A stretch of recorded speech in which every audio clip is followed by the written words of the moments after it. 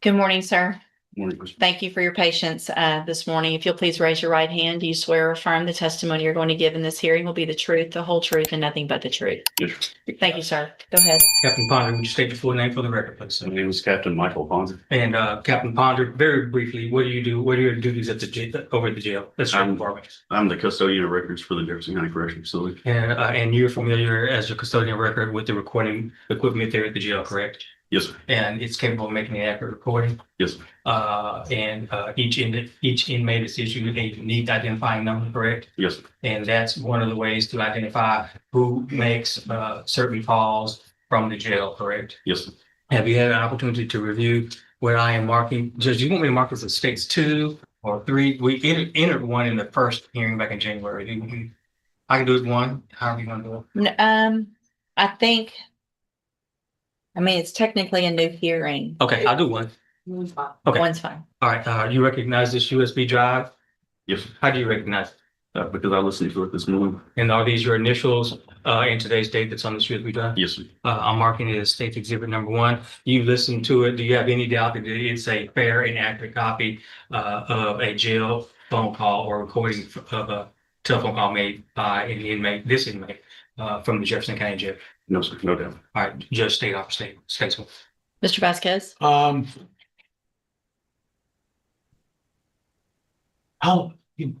Good morning. Yes, sir. How long is this video? This is the an audio. recording, I'm sorry, the audio. It's about a 5-minute excerpt from a 14-minute and 20 some odd second phone call. Well, so it's been altered. It's been clipped, yes. Object to the alteration, Your Honor. Judge, what's on here is the original 14-minute long video as well as the shortened 5-minute video with the subtitles added. So the original's on here. Okay. And by the way, I gave it to Mr. Vasquez yesterday, and he's had a chance to preview it. States 1, with both, will be admitted.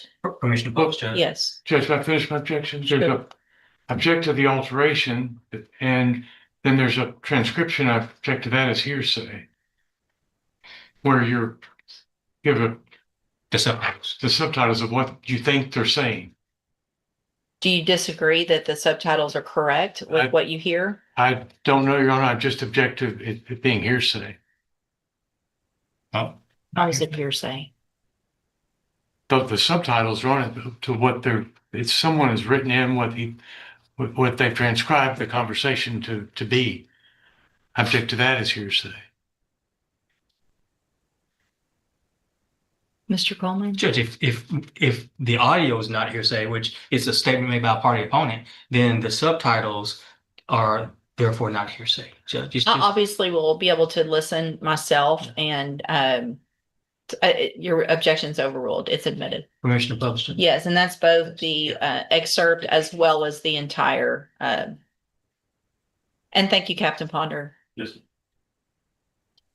A $300,000 bond is already a serious number, but this hearing quickly becomes about much more than the amount of money. Jonah Ray Johnson is before the court on an aggravated assault with a deadly weapon charge, and his attorney is asking Judge Raquel West to reduce the bond. His mother takes the stand and explains why the family believes he can remain in the community, pointing to his home, his employment, and their willingness to help with the bond conditions. But the state raises a completely different concern: problems involving the GPS monitoring device, difficulty contacting Johnson, and questions about whether the current bond conditions have actually been followed. Then the court hears information about his prior arrests and the circumstances surrounding the alleged shooting incident. With the judge already familiar with the case, the question becomes whether this new request can overcome the concerns already before the court. Good morning. Are you Jonah Ray Johnson? Yes, Mom. And this is 25 DCCR 1775. Mr. Johnson is charged with aggravated assault with a deadly weapon. And Mr. Vasquez has filed a motion asking that I reduce Mr. Johnson's bond, which is currently set at $300,000 in that case. Are you calling your client? Yes, Your Honor. Mr. Johnson, best you can, raise your right Oh, hand. no, I'm sorry, Your Honor. I'm not. I'm calling my client's mom, Jacqueline Broussard. Ms. Broussard? Mr. Johnson, if you'll just come around just to the side, right there on the corner. Ma'am, if you'll come right over here, please. Good morning. And would you please raise your right hand? Do you swear or affirm the testimony you're going to give in this hearing will be the truth, the whole truth, and nothing but the truth? Yes. Thank you. You may proceed. Thank you. Ms. Broussard, state your name for the record, please. Jacqueline Broussard. And you've done this before, haven't you? Yes, ma'am. Oh, sir, I'm sorry. And you are Jonna's mom, correct? Yes, And the original bond back in September was $150,000. Wasn't that correct? yes, sir. And what went wrong? What was the problem there? The ankle monitor, we thought it was broken, which we was led, that was, we called, Johnny, and Johnny told us to come in, which we had been talking with Johnny for 2 weeks. But like I say, Johnny said, come in, and something's going on with the monitor. And we also was a payment behind. Okay. And, but we, like, let me interrupt. I'm sorry, go ahead. That's all right. The bondsman said the defendant has failed to pay for the GPS device. It wasn't charged. He will not respond to surety's attempt to reach him. He cannot be located. Surety feels like his bond is at risk. Now, you disagree with that, right? Yes, sir. The bond was never at risk. No, sir. Jonna lives with you. Yes, sir. You live in Beaumont Yes, sir. with your husband. Yes, sir. And how many people live in that house? Me, my husband, my oldest son, and Jonah. And how long have you been in that home? Over 5 years. And the four of you lived there. Yes, sir. Was Jonah working when all this happened? Yes, sir. Where was he working? He was working for Jefferson nursing home. Say again? Jefferson. What was he doing? He was working in the kitchen. And how long did he have that job? You recall? I think he had just received that one over there about maybe 6 months. I'm not. Yeah. Because he just got hired out over there. And he's 18. Yes. He lives with you. He's not. Is he a flight risk? No, sir. He's not. Are you worried about him taking off or running No, off? sir. I'm not. And you wouldn't waste your money if you. No, sir. I wouldn't. What bondsman have you talked to? I had talked to a professional with Kenya, and I had talked also with Lisa. Which bondsman was this back in September? I think that was Ella. That was Ella. Uh-huh. Is that who you're talking to now? Yes, one of them, yes. And what have your conversations been like with them? They just ready for me to get in touch with them to see if they're not gonna be reduced. Like they said, one text me this morning. Have you talked to them about what amount you would want that you're trying to get reduced to? What would be reasonable? At least 100,000. We had talked on that. Well, it was 150,000 back then, Yes, sir. so it's not really realistic that that the court would drop to 100,000 now. Mm-hmm. Are you asking the court to reinstate I don't know, reinstate the correct word, but to go back to the $150,000? Yes, sir. Yes, sir. Is that something you think you could work with? Yes, sir. They probably want you to sign a contract for $15,000. Yes, sir. I think 10% is the one. Yes, sir. Would you make sure there was no discrepancies or mistakes or misunderstandings about the GPS monitor system? Yes, sir. And what else would you like to tell the judge? About the bond? Not the one. We are ready prepared to make fun. So, Have you seen the video in this case? yes, ma'am. Okay. I have talked to my son. Yes, ma'am. You've actually And- seen it. Yes, ma'am. Okay. The whole video. Okay. Anything else? Nothing else, right? That was actually one of my questions I was going to ask this witness is whether or not she's seen the video, Judge. Okay. In addition to that, Ms. Broussard, are you aware that your son in the last 5 years has been arrested for 9 different offenses? Excuse me? Are you aware that in the last 5 years, your son has been arrested for 9 separate offenses? 9? Yes, ma'am. Evading arrest as a juvenile, UUMV as an adult, possession of a controlled substance, unlawful carry of a firearm, failed to ID, possession of a controlled substance, possession of marijuana, and 2 additional unauthorized carrying of a weapon. Were you aware of those arrests? Yes. Okay. Now, the gun that your son allegedly carried back on August the 31st of 2025, during that shootout at the Pine Club Apartments, do you have any idea where he got that gun from? No, sir. Are you aware that a bystander was shot during that melee? Yes, sir. All right, that's all I have, Judge. Okay, any other questions of this witness? No, Your Honor. Thank you, ma'am. You can have a seat. Thank you, ma'am. Any other witnesses, Mr. Vasquez? No, Your Honor. Mr. Coleman? Judge, one of the items of evidence that I planned on introducing was the video from the shootout. But it sounds like the court vividly remembers that. So if the court doesn't wish to see that again, I want to. I mean, let's just quickly play it. I want to I'm refreshing my memory by taking, well, first of all, I'm gonna take judicial notice of the court's file.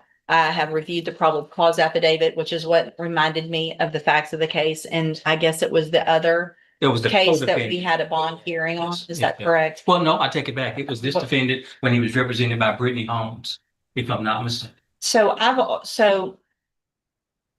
had a bond hearing, watched the video on this case. Yes, Judge, if I'm not mistaken. In fact, when you look at my notes, yeah, that would have been January 13th of 2026. My notes include that there's a defense motion to reduce the bond. We argued, you heard evidence and testimony, and that you denied the motion back in January of this year.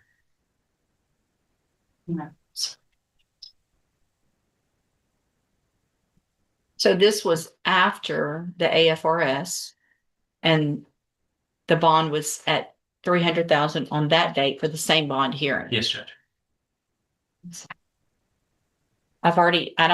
Yeah.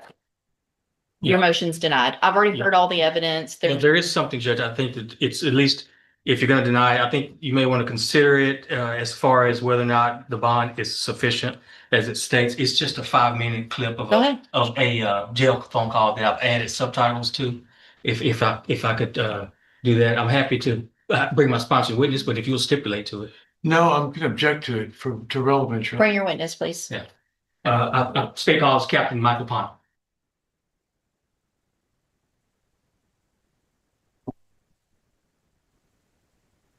Good morning.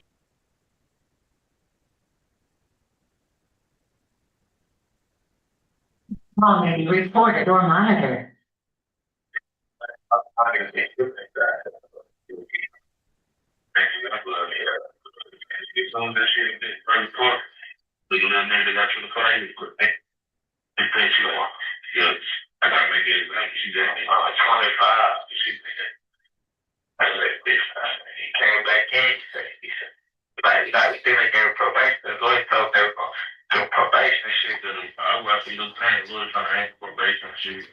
She like, man, too much shit been going on. It's like a wild, wild west.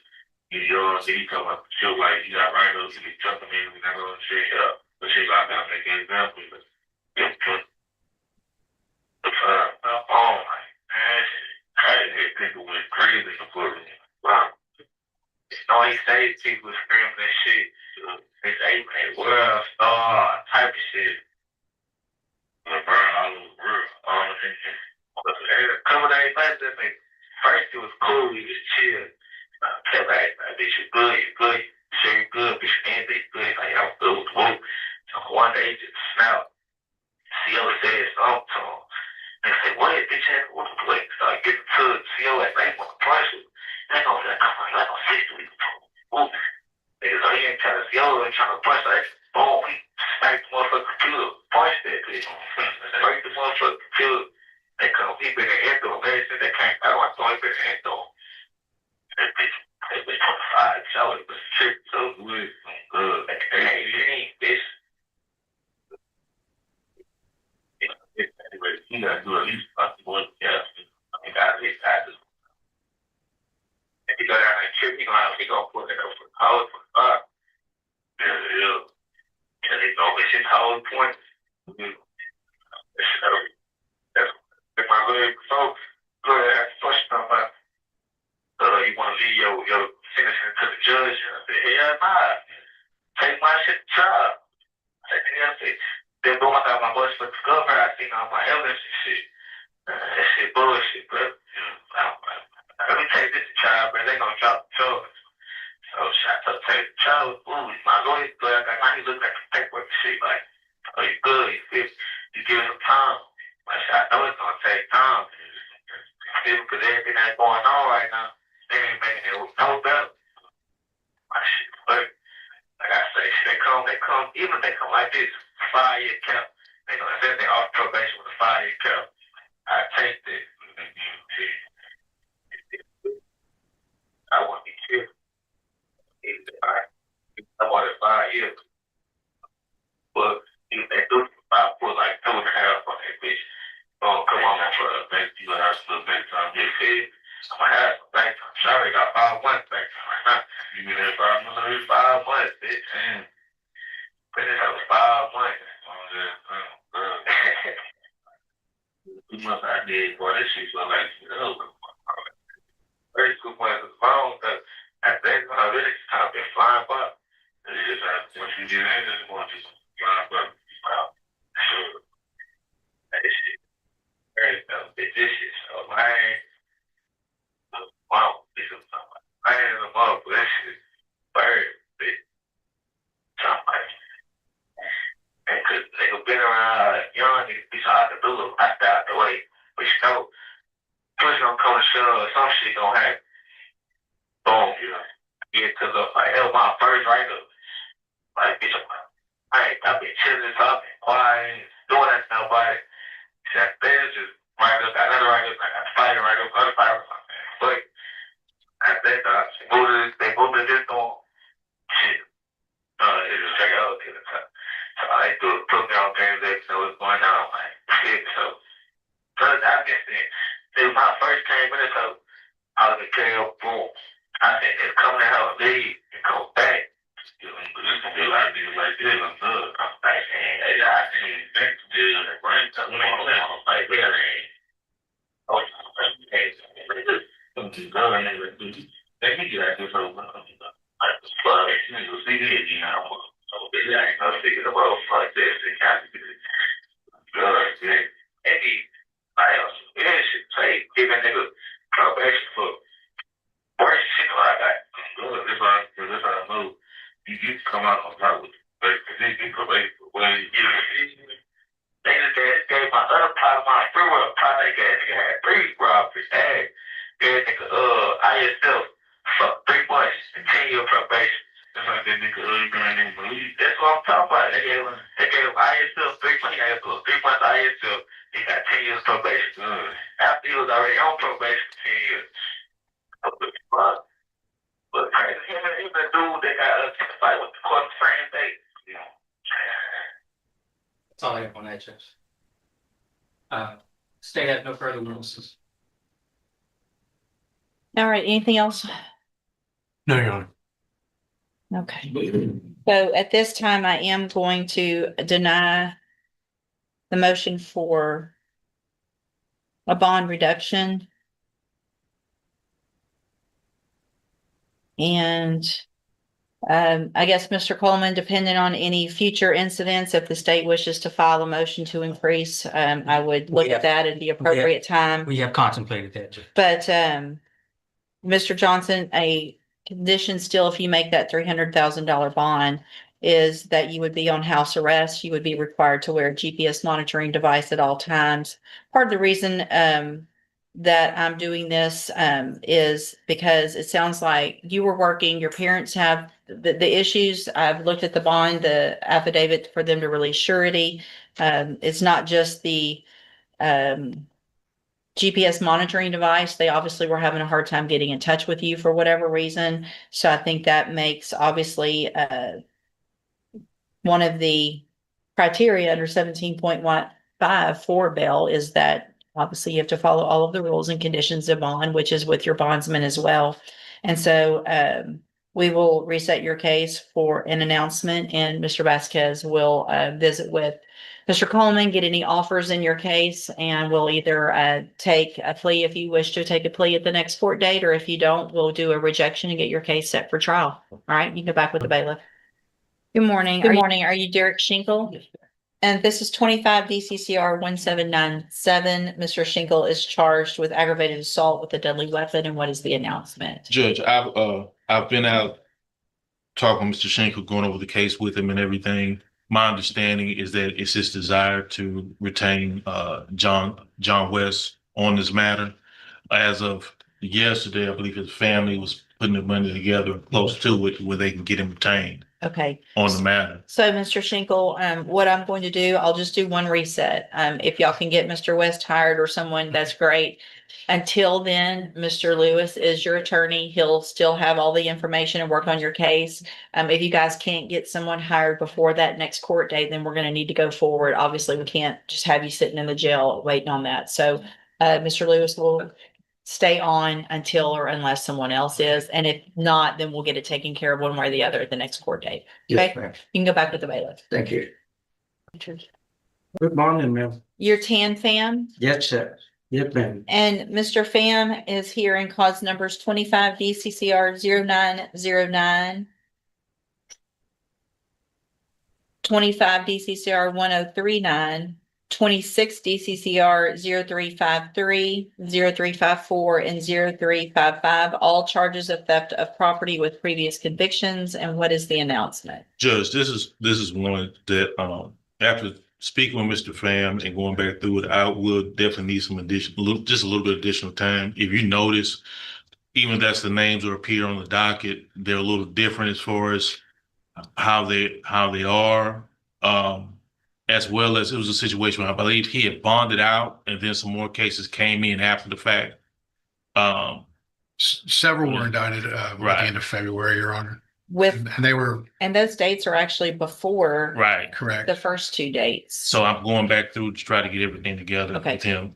Okay, any issue? And no, Your Honor, no reason not to reset, just to All right. make sure we have everything straightened out. Okay, I'm just going to reset your case, normal reset, so that Mr. Lewis can kind of get everything straightened out, talk to you, make sure where everybody is, and then we'll get an announcement at the next court date. I will be a good on man, ma'am. Okay, thank you. You can go back with the bailiff, I'm glad to see you. Okay. Sure. And we'll. the bailiff. Good morning. Are you Veronica Randall? Your Honor. And Miss Randall was previously in court in clause numbers 25 DCCR 0246 and 0247. Entered pleas of guilty to theft of property with previous convictions, a state jail felony. Also entered pleas of true to prior convictions, which enhanced this to I believe, second degree felony for punishment purposes. The agreement was for a cap of 6 years in prison. I've received and reviewed that pre-sentence report. Have you all both had an opportunity to review that report? Yeah, Sean. Yes, sir. Are there any additions or corrections to the report? All good? What you read?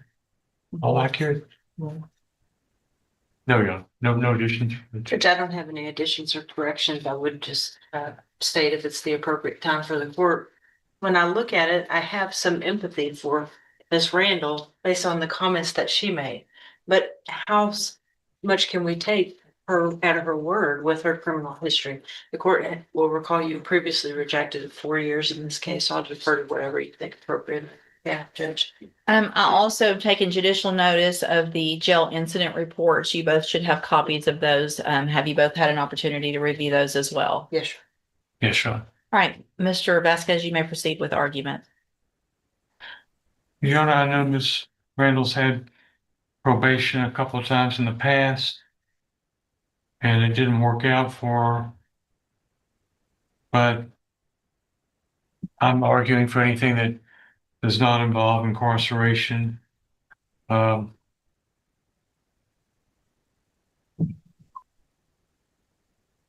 the court to just grant her probation with every condition and that the court thinks best would help her to quit offending. And in lieu of that, And the alternative, Your Honor, I'd ask for something less than the 6 years. If she's going to.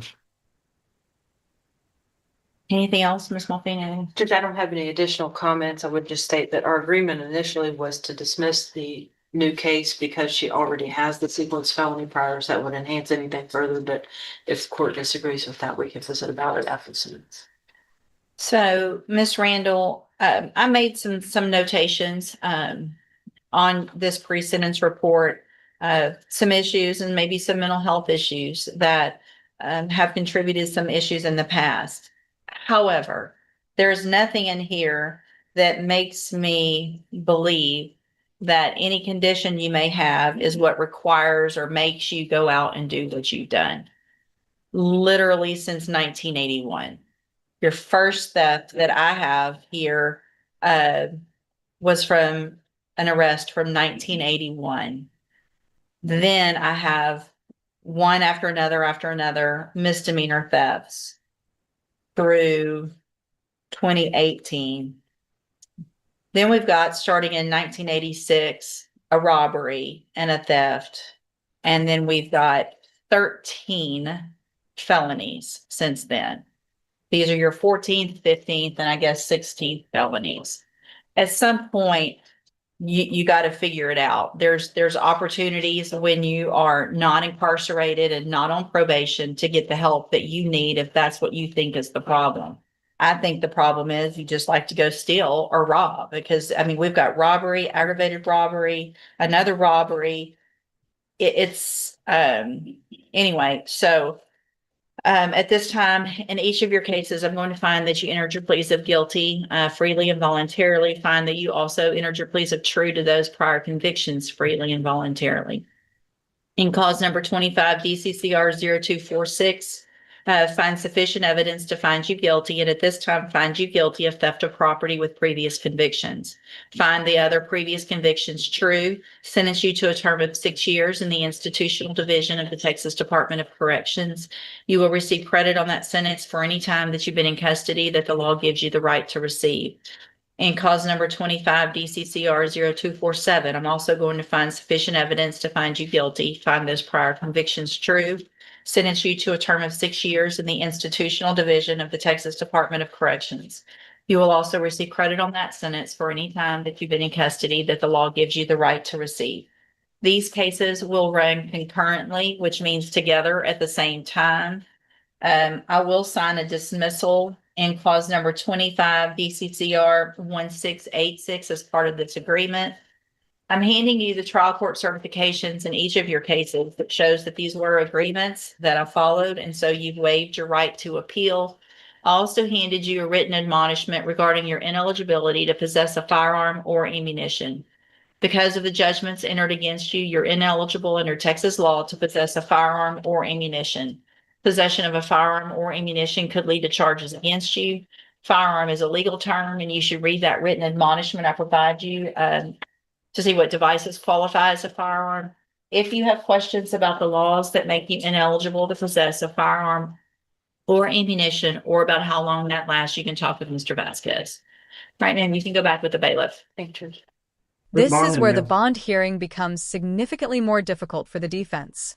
The state tells the court that Johnson has been arrested for 9 separate offenses over the previous 5 years, including allegations involving evading arrest, unauthorized use of a motor vehicle, controlled substances, unlawful carrying of a firearm, and other weapons-related offenses. The state also asks Johnson's mother about the firearm allegedly carried during the August 31st, 2025 incident at the Pine Club Apartments and whether she knew that a bystander was shot during the incident. These questions matter because the judge is not simply deciding whether the family can help secure a lower bond. The court is evaluating whether the existing conditions adequately address the concerns presented in this hearing. And with the judge already having reviewed the case and previously heard bond evidence, do you think these new details could realistically change the court's decision?